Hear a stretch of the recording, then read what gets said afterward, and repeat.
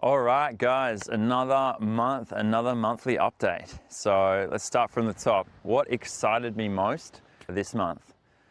Well, Ravensthorpe Wildflower Show is just around the corner. And so we're starting our new product development for that, and that's coming along really well. So that's been very exciting. This year's theme is more of a pink theme. So every year, the Ravensthorpe Wildflower Show has new artwork for the event. And this year's artwork is really pink. And so we're leaning into more of a pink theme, looking at pink Baronia as our key botanical.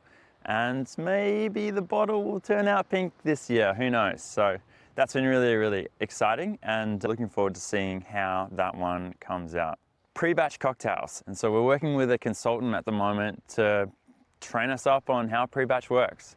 Different recipes, different approaches, and this is all heading towards a bit of an interest for us to lean into canned cocktails, which is a whole different realm compared to gin, because the spirits are generally a lot less ABV, and you've also got carbonation and preservation components, and so it's daunting but also really exciting at the same time. So what has surprised me most this month? Well, Bridget and I went out for a coffee the other day, and if there's one thing I know about Bridget is when she has too much coffee, crazy things happen. And so we got back to the office and she was like, James, I'm gonna clear out the office. Is that all right? And I said, yeah, go for it. So before we knew it, the whole office was just kind of torn apart. What was a really compressed, stuffy space really opened up into a lot more open plan. And then I went to the shop and I bought a bunch of plants as well. And so kind of got a bit of a jungle going there. But the thing that surprised me the most about that is just the impact of the environment on the vibe within the company and the team.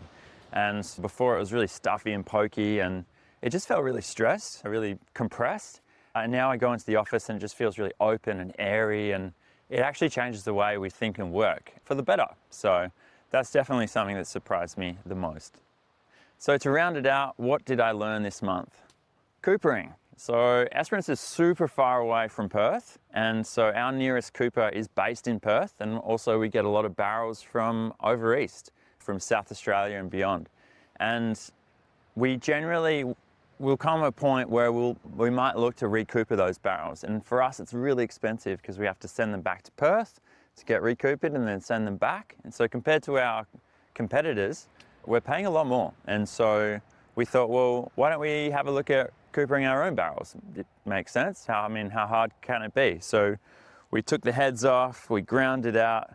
Andy ended up looking like Oliver Twist or something, like one of those chimney cleaners. Turns out it just failed completely. So we had to put the heads back, and the barrels had kind of warped and stretched and created gaps between the staves, and inherently then different particles would get caught between the staves as they were to come apart, so they wouldn't recompress.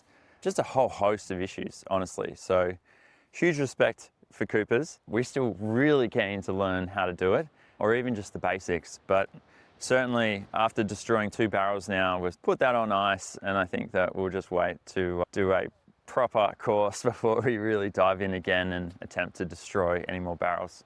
Well, that rounds it up for us, guys. I'll see you next month.